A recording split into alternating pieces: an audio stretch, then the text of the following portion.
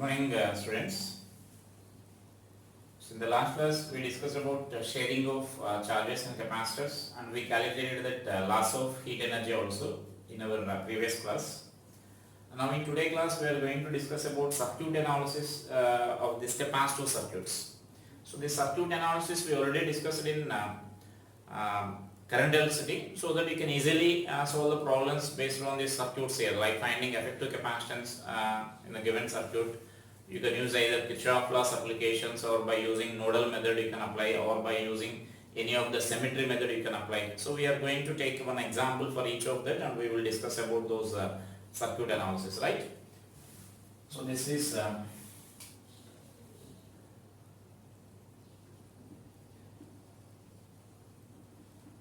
circuit analysis of capacitor circuits.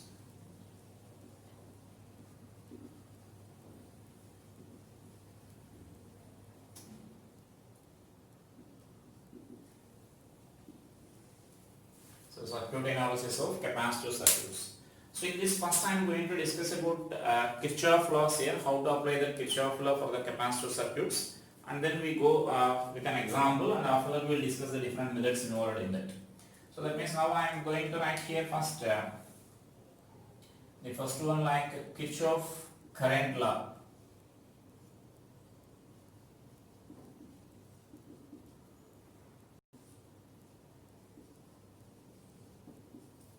So Kirchhoff current law, which we also call that as KCL. So now let us see this Kirchhoff current law here. And so now this Kirchhoff current law, as we mentioned in the current electricity itself, it is based on the law of conservation of charge. So that means now in capacitor circuit also that law of conservation of charge will be valid.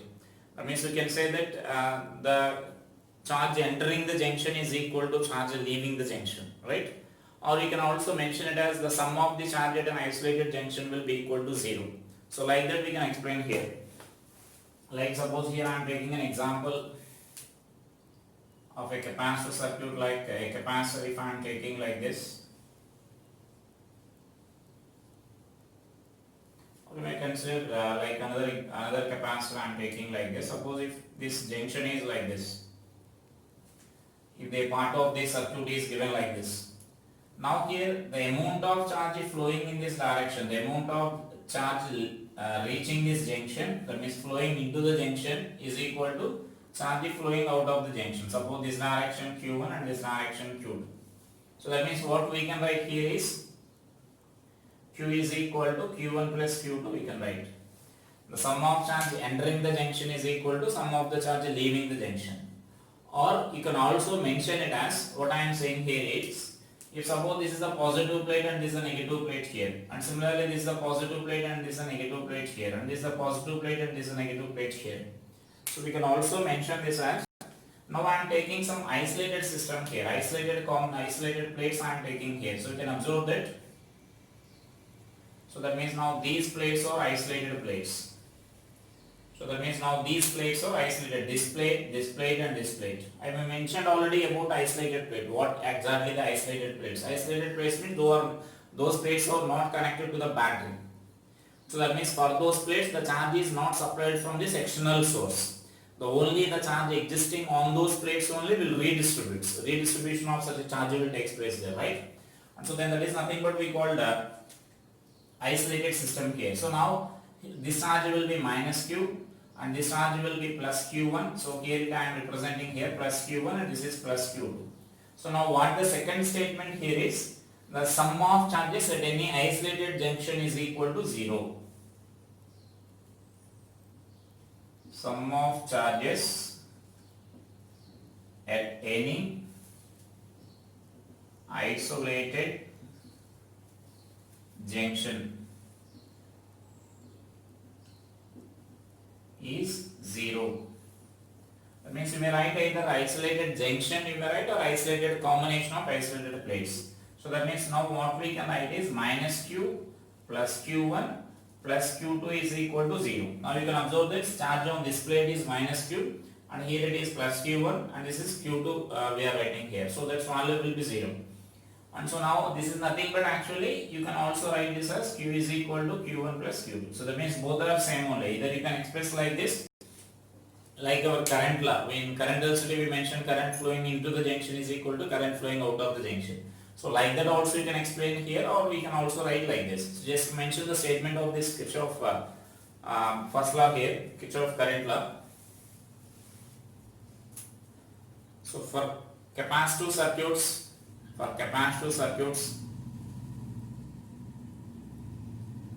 Kirchhoff current law can be expressed as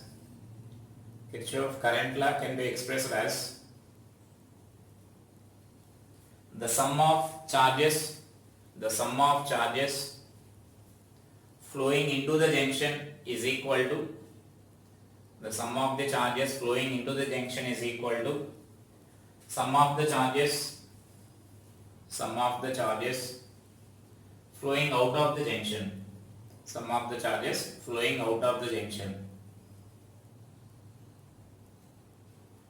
or it can also be expressed as the algebraic sum of all the charges at any junction is 0. Algebraic sum of all the charges at any junction is 0. So now you can note these two values here. So for the first statement this is the equation, and for the second statement this is the equation, and we are concluding that both are same one, right? And this is also based on conservation of charge only. So mention that Kirchhoff current law is based on law of conservation of charge. And it is also called junction rule. We already know that it is also called junction rule. So now here I am taking an example problem here. So let us solve this problem now. So like similar to this, based on this first law. So I am taking a junction like this.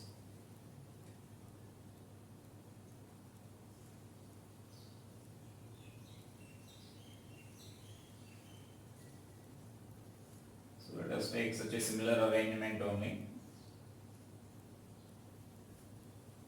So that means here potential I am taking it as V1, and here potential let us take it as V2, and here potential is V3. And so now we need to find the potential of this junction O here. Suppose this junction is O, so its potential V0 we need to find the potential at the junctions. And so now here I am taking these capacitances, so let us take this as C1, C2, and this is C3, let us take. So just write it as a problem. In the circuit shown in figure, find the potential of the junction O.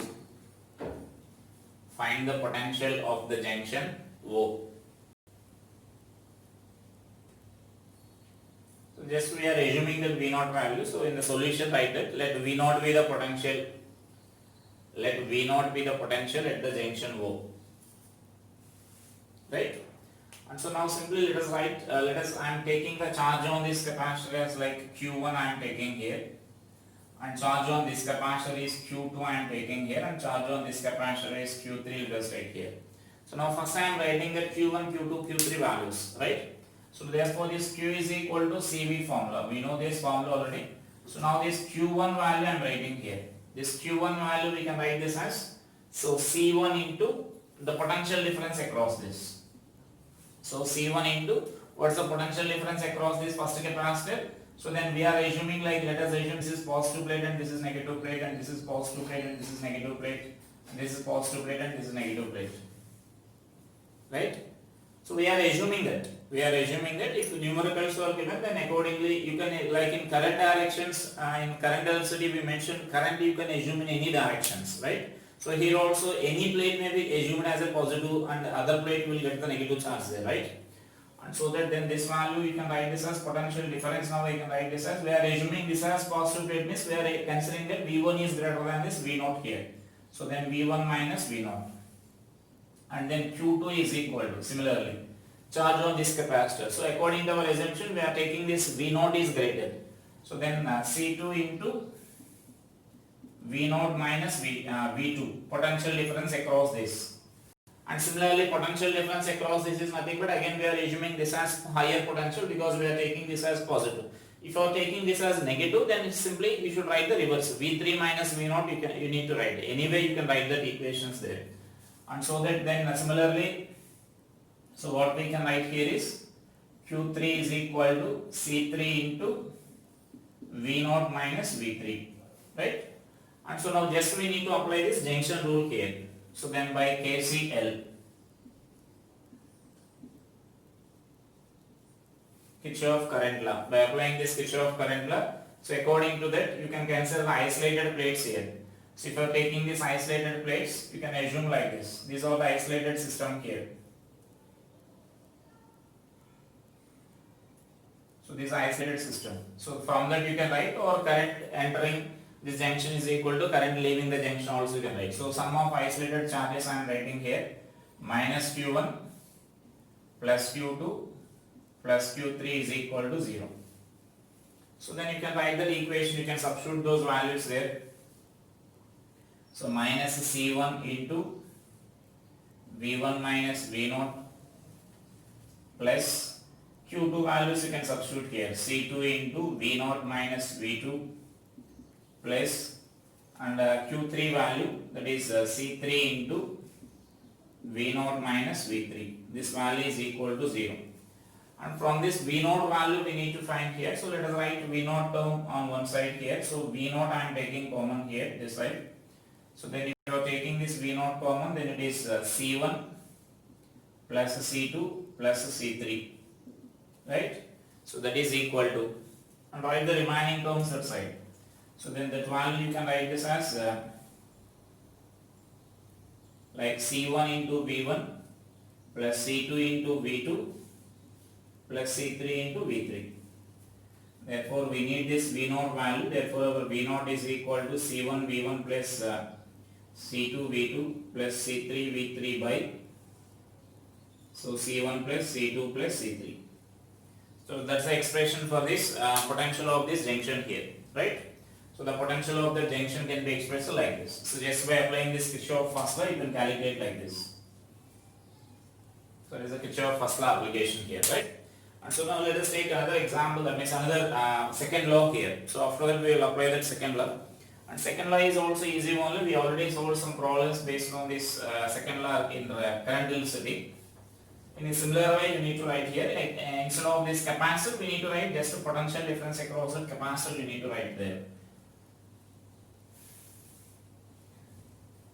So then let us write this second law here. So it is Kirchhoff's voltage law. So Kirchhoff's voltage law, which we called like KVL, Kirchhoff's second law. And so this also is the statement we know. Just again write the statement. So write the statement. Kirchhoff's second law states that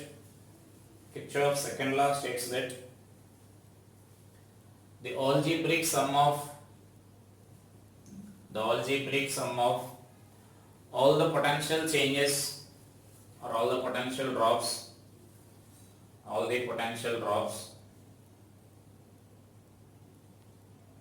in a junction, in a closed loop is 0. In a closed loop is 0. And you know already Kirchhoff's second law is based on law of conservation of energy.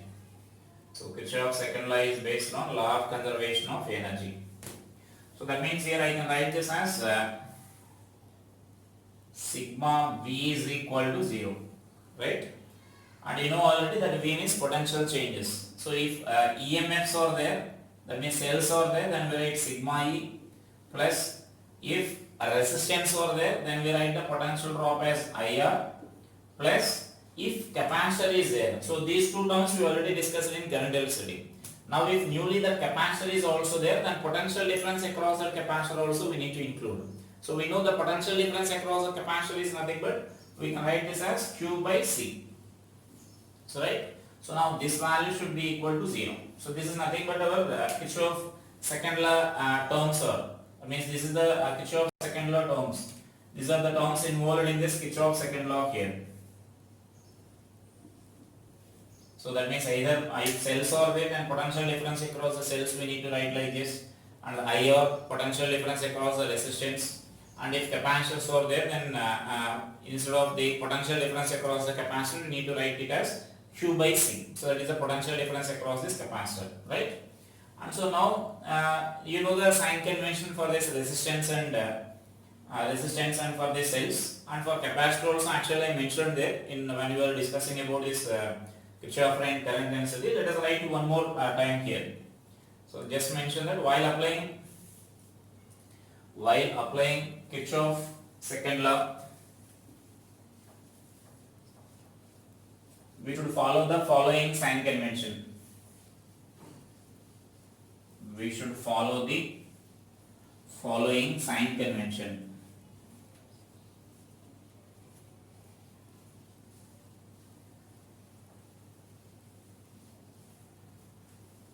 So that means now in case of cell, the first one, so mention the first point. So in case of cell, if we travel from positive terminal to negative terminal, then EMF of the cell is taken as negative, that is minus E.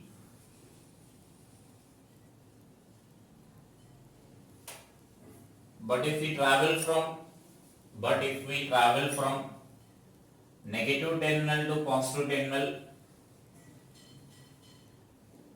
then EMF of cell should be taken as plus E. This arrow direction indicates the direction in which we are traveling or we are crossing that cell. And so next let us come to the second point here in case of resistance. So this also we know already, we solved many problems based on this. So in case of resistance, we need to decide it by using the direction of the current flow here. So that means now if you are traveling in the direction of the current, then it is minus IR. So next mention about that. In case of resistance, if we travel in the direction of current,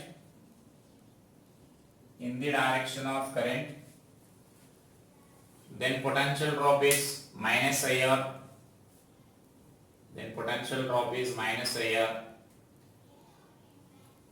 But if we travel opposite the direction of current, then potential drop is plus IR. So that means these 2 points we already know and we solved so many problems. Now newly we are introducing this capacitor here. So now write about that.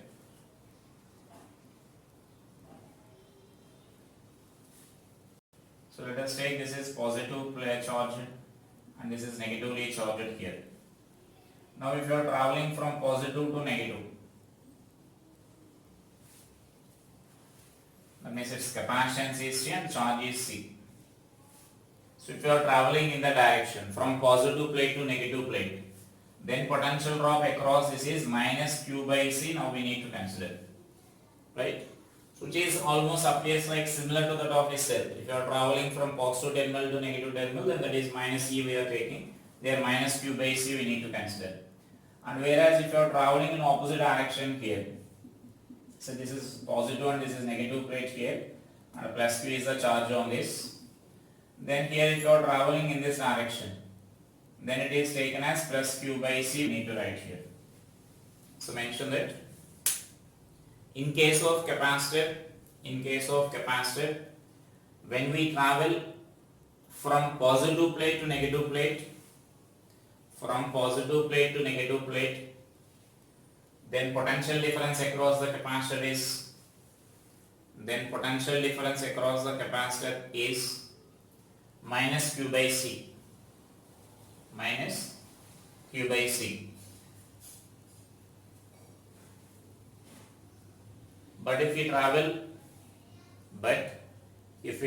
from negative plate to positive plate, then potential difference across the capacitor is plus q by c. Then potential difference across the capacitor is plus q by c. So actually for all this, I already mentioned a single point there. That means we, instead of giving all this sign convention, you can apply the single sentence, you can apply the total sign convention. If you are in the direction of you are transferring, that means in which direction, the direction in which you are traveling, if potential drop is there, if potential is decreasing, then it is to be taken as minus. If potential is increasing, then it is to be taken as plus. Like suppose in every case you can apply that. That is nothing but our basic point here. If you are traveling from positive to negative, then potential is decreasing. If you are traveling from negative to positive, potential is increasing. So increase means we represent with plus C, and decrease means we represent with the minus C. Similarly here. So the current is flowing in this direction, means this side potential is higher. So then we are traveling from high potential to low potential. So high potential to low potential means then minus IR we need to write. Potential is decreasing. And similarly here, and even for this also, we are traveling from positive plate to negative plate means then potential is decreasing when we are traveling from positive to negative. So the decrease we are representing with this negative sign here. So just you may mention that this sign convention is basically,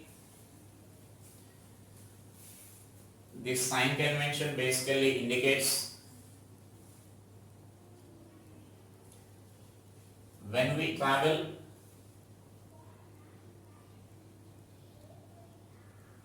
from high potential to low potential,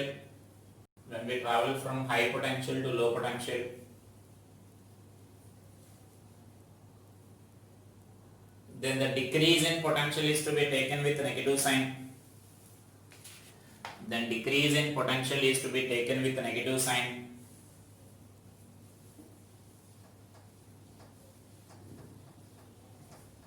And if we travel from low potential to high potential, the increase in potential is to be taken with positive sign.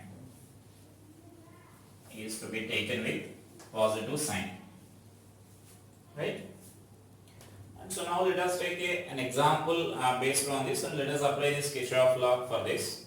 So I am taking an example like this. So let us take this example problem here.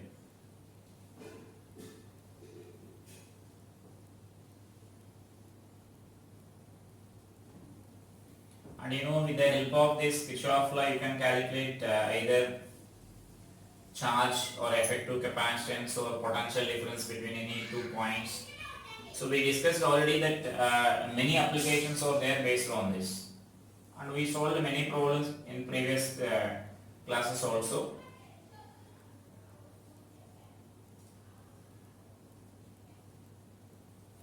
So I am taking this circuit like this. This is L of EMF E1, and let us take this as L of EMF E2, and these are some capacitors are shown here. So let us take all of them are same, for example here. So I am taking this, all the capacitance, or I am naming them. C1 is equal to C2 and C, this is C, and C3 is also C, and this is C4 C, and this is C5 C.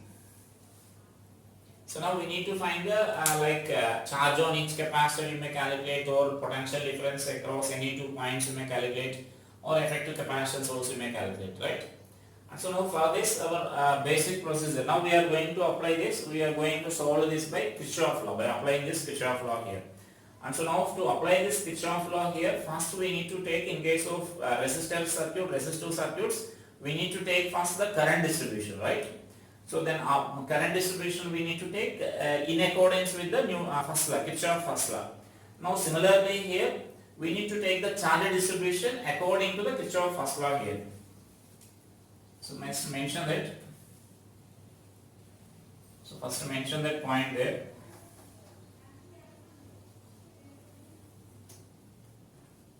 To apply the Kirchhoff laws to any circuit, first we should assume some charge distribution in accordance with the Kirchhoff current law, that means or Kirchhoff first law, in accordance with the Kirchhoff first law. So now here I am assuming that some Q1 charge is coming here, or you may consider it as a Q charge also. So now here I am taking this Q1 is the charge on this, and this I am taking positive and negative plates here. So this is Q1, let us consider. And so now the same Q1 will be there here also, because these two are in series, or a single path is there. From that you can conclude that, right? And so that here also this charge will be plus Q1 will be there on this plate, and this is minus Q1. So here also charge is Q1. And next, so now this charge is dividing into two parts here. So then this charge is you may consider like any polarities. Now if you are getting any confusion for this, you can take any polarities here. So now suppose I am taking this some Q3 charge is there here. So that means this is plus Q I am taking here. And so then this charge you may consider it as some Q2. So that means here instead of this Q3 I am taking, so that with the numbering there is no problem with this. And so now this is Q3 let us take, or minus Q3 you can assume here. Any charge you can consider, either you may consider it as a plus or you may consider it as a minus. There is no problem here, because we are going to apply the Kirchhoff law, and finally if your assumption is wrong, you will get the answer with the negative sign, right? So then I am taking that as this plate as a negatively charged and this plate as a positively charged here. So then this plate will be positively charged and this plate will be negatively charged. And so now here again this charge, suppose I am taking this charge as to reduce these variables, you can observe this. I am taking for example Q5 you may consider here. I will explain how to reduce these variables actually. If you are taking like this, the number of variables are increasing. Or for the first problem you can assume like this. Later on you can reduce the number of variables there. So now here we are going to apply this. That means you can observe this. I am not taking this Q2 tau, because here Q1 and Q2 are same. So then accordingly this capacitance numbering I am taking those charges there, right? And so then now let us apply the Kirchhoff first law. So Kirchhoff first law is nothing but then it you can say that the amount of charge, that means at any junction, by applying Kirchhoff junction law, suppose I am giving some names here. So let us name A, B, C, and let us take this as D, E, and this is F, right? And so now here what we can write here is by applying Kirchhoff current law. So by this is KCL at a junction C. So at this junction I am applying the Kirchhoff current law. So which is nothing but the sum of charges on these isolated plates must be 0. Can you identify the isolated plates? This plate and this plate. Those two are connected to this common point C here. So sum of charges on those three plates must be equal to 0. So then from this what we can write is minus Q1 charge on this, minus Q3, and this is plus Q4 is equal to 0. Or we can write that as Q4 is equal to Q1 plus Q3 you can write. Like suppose this is equation 1, right? And so then next, and then you may apply the Kirchhoff laws here, and you may apply the Kirchhoff laws here, and actually here also you can write this. The battery will always, we know that already, the battery will supply the, if positive charge is say Q1 is entering, like I1 is leaving the positive terminal of the battery, then same I1 should enter into the negative terminal of the battery, right? And so then from this what I can conclude is the sum of these two charges must be equal to this Q1 only. There is another point what you can mention here, because this positive terminal of the battery is supplying a charge Q1 to this plate here, right? Then the negative plate also should supply the Q1 here. So that is also another important point for regarding the battery. So sum of the charges at isolated the junctions will be 0, and the battery terminals will always apply the equal and opposite charge. If suppose this plate is applying plus Q1 and this plate is applying some another charge, instead of minus Q1 it is applying some another charge, then charging conservation is not valid, right? And so then this positive and negative terminals of the battery always supply equal and opposite charges. Or that is nothing but our current, in current electricity also we use that principle. Now I am applying that principle here.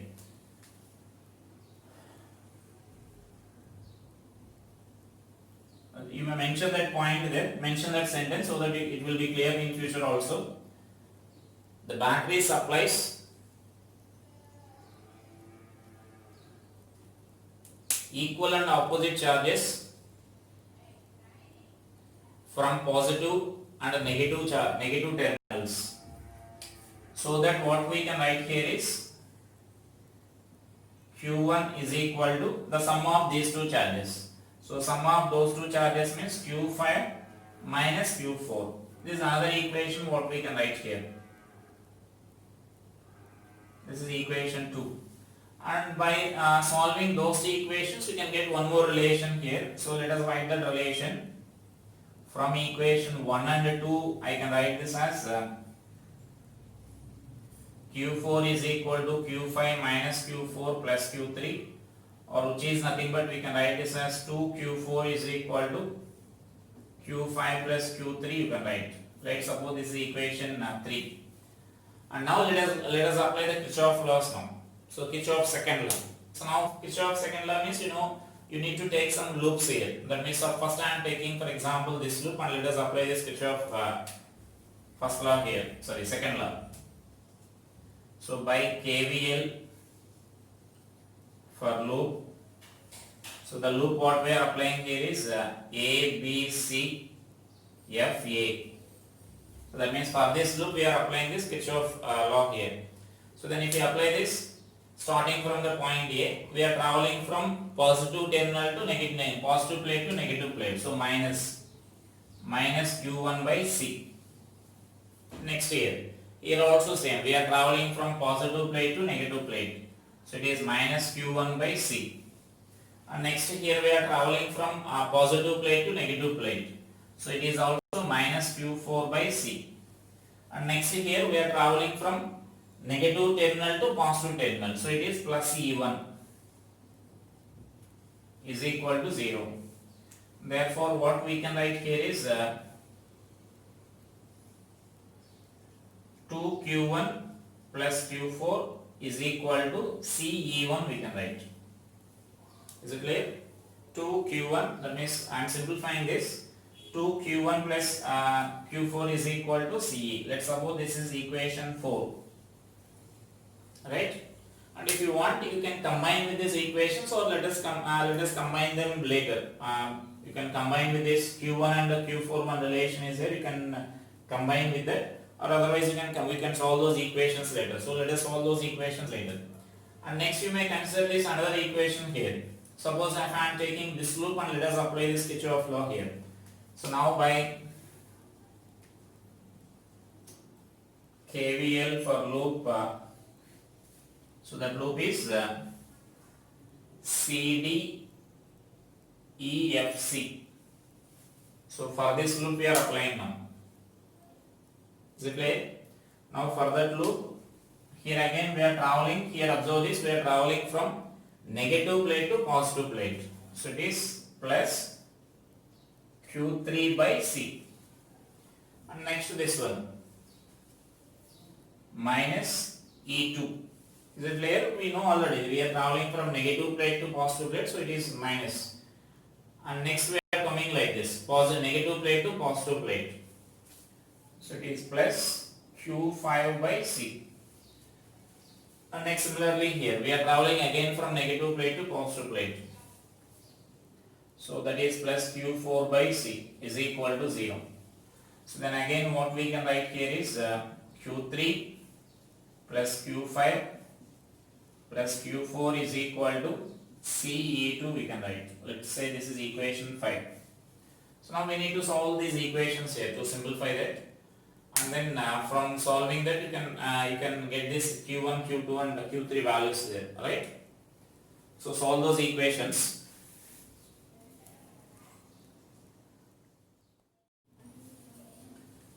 Now you can simplify those equations here. If you simplify those equations, then you will get these values. You can once verify with your calculations here. That means just I am simplifying this 3 and 5. Then this is our equation 3 and this is our equation 5. So that means from that Q5 plus Q3 is equal to already 2Q4 is there. So just I am substituting this 2Q4 here. So 2Q4 plus Q4 then 3Q4. Therefore Q4 value directly you will get that.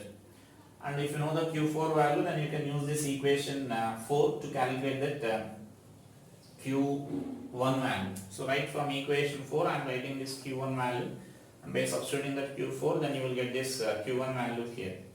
And if Q1 and Q2 are known to us, then we can calculate this Q5 value by using this equation. So by using this second equation you can calculate this Q5 value and you will get this equation. And once if you know those values, then you can calculate this Q3 value by using this first equation here.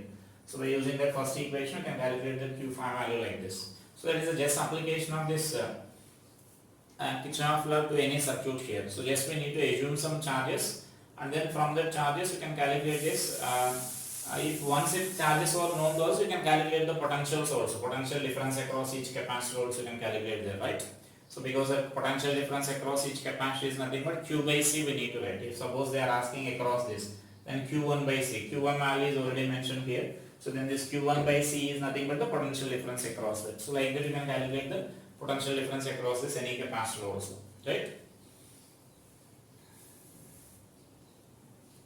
And now as in case of current density, sometimes they will give some open circuits here. That means a branch of circuit will be given, and they are asking that applying this, we need to apply this Kirchhoff law for that, such as circuits. And so now let us see that.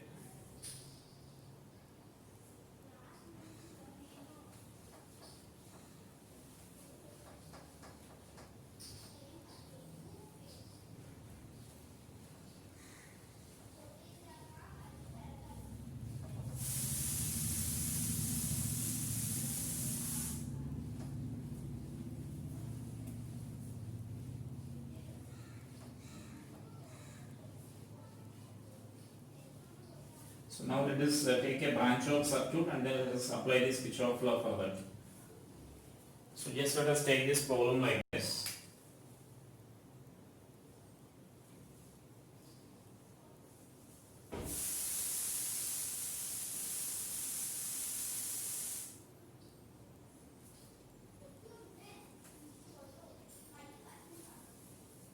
So suppose say this is the point A and this is the point B here.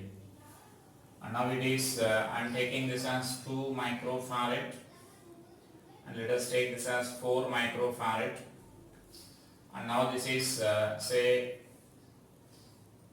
some 8 volts, and so now we need to find this potential difference between A and B, or if suppose the potential difference across A and B are known to us, then they will ask the charge present on it. Suppose if I am giving the potentials of these points also, so let us take this as some 16 volts, and let us take this value as 4 volts.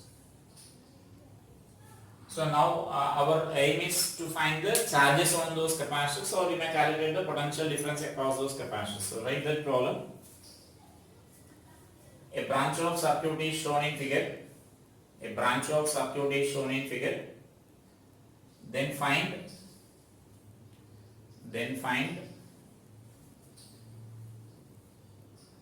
charge on each capacitor. Then find charge on each capacitor.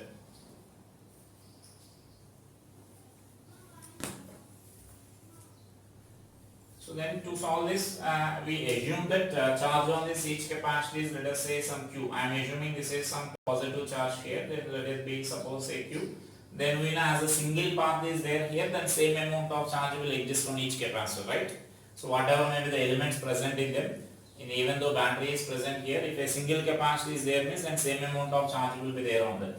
And so then this also I am taking it as some plus Q, then this will be minus Q here. So now that is a charge distribution there. Now let us apply the Kirchhoff law here. So then by KVL, Kirchhoff voltage law. So then if you apply the Kirchhoff voltage law, our general procedure is VA, potential of that point. So we apply this potential of this point, And then here for these elements now next we need to write. For capacitor we are traveling from positive plate to negative plate. So then positive plate to negative plate means minus Q by C. So that C value is given, so you can substitute it as 2. That means 2 micro will be there, and so then charge also then you will get in micro coulombs you will get. You need to remember that I am substituting in micro coulombs, microfarad here, then charge also micro coulomb you will get. And then for the battery we are traveling from this positive to negative to positive, so it is plus 8. And for this capacitor also now we are traveling from this positive plate to negative plate, and so minus Q by 4. And for the last point we need to write minus VB, that is equal to 0, right? And so now by solving this we can calculate this Q value here. So then this VA value is given, that is 16 minus, you can simplify these two values here. If I simplify those two values, I can write this as minus 3Q by 4 plus 8 minus VB value is nothing but 4. This is equal to 0. And so therefore it is 3Q by 4 is equal to, what we can write here, it is 20. That means 24 minus this one. Therefore this Q is equal to 80 by 3 microcoulombs. So it is a charge on that each capacitor there, either on charge on the 2 microfarad or 4 microfarad. The charge is nothing but this value, 80 by 3 microcoulombs you will get, right? So that is in case of a such a branch of the circuit is given, that is a way of applying that Kirchhoff law here. Just we need to take that point, first point as higher potential we are assuming, then this value. Next for the elements, what the sign convention we discussed it, according to that sign convention we apply here. And for this lost element we need to take that as a negative value. So that we applied already for this resistive circuits. Or the another method also for the resistive circuits we discussed it there, but you can assume a cell is connected between those 2 points. So like that also you can assume like that. So that means you can assume a cell is connected between those 2 points. We assume like that in case of resistive circuits. So like that also I explained. Now this potential of this AB cell we need to write it as difference between those two. So which is nothing but 12 volts you may consider there. Now you can treat it as a closed circuit, and for that closed circuit you may apply this Kirchhoff law there, right? So that is Kirchhoff law application for this open circuits here. And next here the another important thing in this is Wheatstone bridge. So there will be some problems based on this Wheatstone bridge also.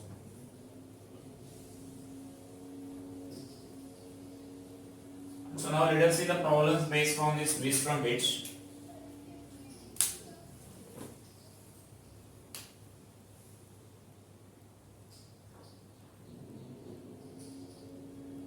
So it is capacitive circuits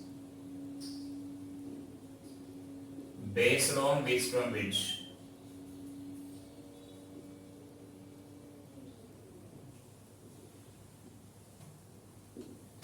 Capacitive circuits based on this Wheatstone bridge.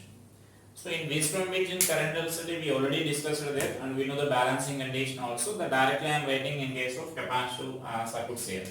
So like suppose I am taking this capacitive circuit like this. That means simply instead of this resistors we are considering the capacitors here.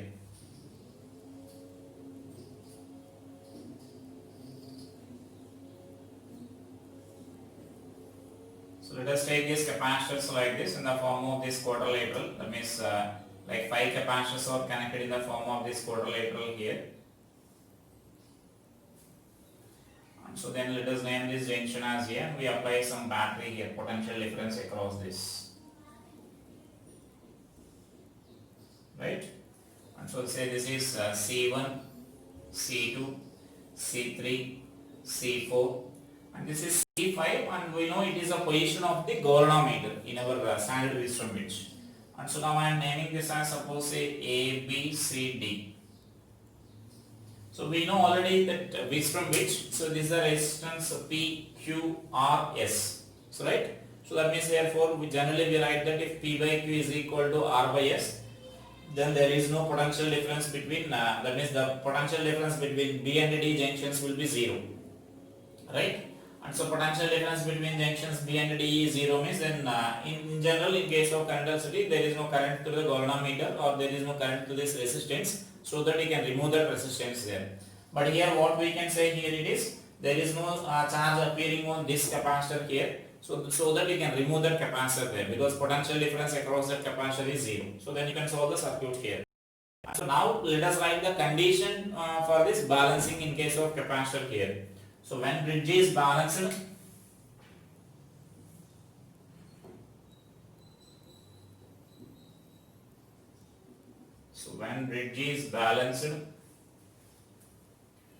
potential of this B is equal to potential of this D, right? So that is our basic condition for this balancing Wheatstone bridge or balanced Wheatstone bridge. So potential of this point B and potential of point D is 0 means, then what we can write here is, you can express that balancing condition in the two ways here. So that means what we can write is, I can write this condition like this. So I can express this as so VA minus VB is equal to VA minus VD, I can write one equation, right? So that means from that, just we are expressing that as VA minus VB is equal to VA minus VD. The potential difference across this capacitor and across this capacitor should be same because those two are connected to this common point here. And so now this value we can express this as, suppose say some Q1 is a charge present on this and Q2 is a charge present on this. So then Q1 by Q2 expressions we can write here. So suppose I am taking this is plus Q1 is charge here. And so then this will be plus Q1 charge will be there here also. And then here let us take this charge as Q2 plus Q2 and this is here plus Q2 charge will be there here. Because here we are concluding that there is no charge here. So only whatever charge present on this, that charge will flow like this only. And similarly this charge will flow like this only when the bridge is balanced. So then potential difference across this capacitor means what we can write here is Q1 by C1 we can write. Potential difference across this capacitor. And similarly potential difference across this capacitor we can write as, that is equal to Q2 by C2 we can write. Sorry, C3 that is. So let's suppose this is our equation 1. Right? So that is our equation 1 we can write. Now similarly, this potential VB is equal to VD condition you can also express in another way. So that means this VB is equal to VD, we can also now write it as, this value we can write this as VB minus VC is equal to VD minus VC also should be satisfied, right? So that means if these two are at same potential means the potential difference across this and potential difference across this should also be same only. And so that you can write now this as like Q1 by C2 is equal to this potential difference across this. And this value is nothing but Q2 by C4. Let's suppose say this is our equation 2, right? And so now let us take the ratios of that equation 1 and equation 2. So from that you will get our balancing condition here. So like suppose if I am writing that, if you are writing that ratio, then from that ratio you can write this as, so this ratio will gives us that C1 by C2 is equal to C3 by C4. Right? So now that is nothing but our condition for this balancing Wheatstone bridge here. So therefore that when that condition is satisfied, now we can conclude that no charge will appear on this capacitor C5. Or we can say that these 2 points B and D points will be at same potential. So just mention that sentence there. Therefore in the Wheatstone bridge shown in the figure, if write that condition C1 by C2 is equal to C3 by C4 is satisfied, then no charge will be stored on the capacitor C5. Then no charge will be stored on the capacitor C5. In brackets you may mention connected in the place of galvanometer. That C5 is connected in the place of galvanometer. or the potential of B is equal to potential of D. Write this condition. That means this is if and if only condition. If that is satisfied, you can answer this one, or if this is satisfied, you can answer that one. So then VB is equal to VD. Potentials of B and D will be same. So right. So this is the case when like both the sides or all the five capacitors are there. So there will be some certain situations where sometimes combination of resistors and capacitors will be given. So now let us see in such a circuits there. Like here I am taking some resistance here instead of these capacitors. Suppose here I am taking some resistance like this.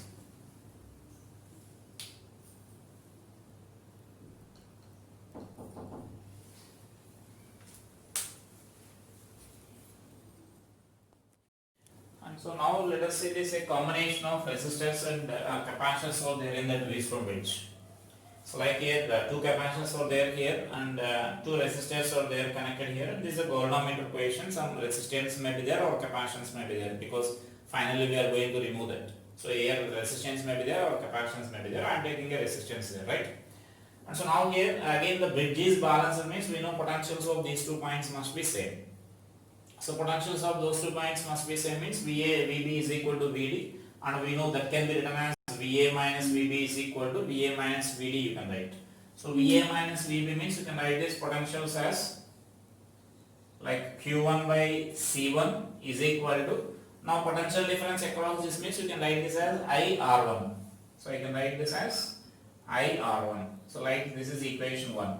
Now we can observe this, when this Wheatstone bridge is balanced, the current in the circuit is not zero, because still here this current is flowing here, some current is flowing through this branch here, so that current in this circuit is not equal to 0 here.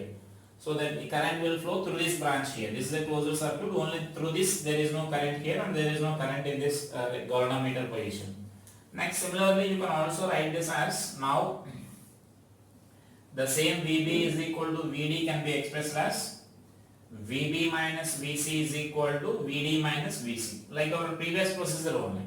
So now here the VB minus VC means a potential difference across that. So that I can write this as Q1 by C2.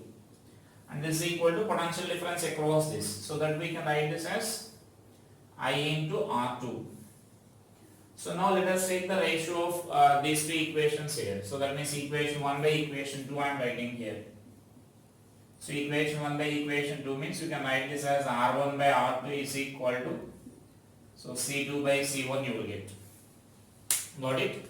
So that will be the balancing condition for this. When a combination of resistors and capacitors are there in that circuit, so then the balancing condition is C1 by C2 is R1 by R2 is equal to C1 by C2. So observe this condition here carefully.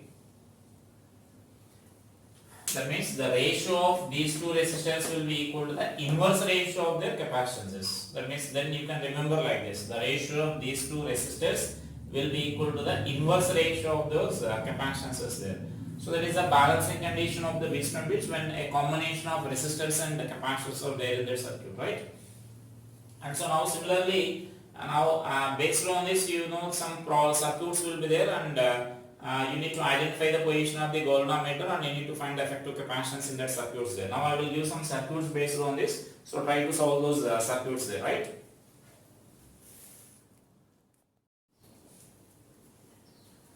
So now let us solve these circuits here based on the Wheatstone bridge, and these circuits we solved already in this current density topic, current density topic. So then just instead of them we are connecting some resistances here. That is only the difference. That is only the difference what we are considering here, right? So then simply identify the position of the Gordon-Meter. I am giving all the capacitance or C only, so that you can easily solve them. So then identify the position of the Gordon-Meter, remove that, and so that you can easily identify the series and parallel combination of these capacitors, right? So then for this 4 problems you will get the effective capacitance C only. That means you need to verify this whether your calculation is correct or not. And for this problem, for these 2 problems you will get the effective capacitance as 2C. And this type of problems are said to be extended Wheatstone bridge, because like a combination of Wheatstone bridges are there here. And so try this problem also, extended Wheatstone bridge, and then here the answer you will get for this as 2c by 3. So once check those calculations there, right? And so then that is about the Weisfeld bridge with the capacitive circuits here. So in the next class I will discuss some more problems based on this circuit analysis. That means how to find the effective capacitance by using the different methods. Like nodal method also we discussed there, and that method also I will explain for this capacitive circuits, right? So practice these problems. Thank you.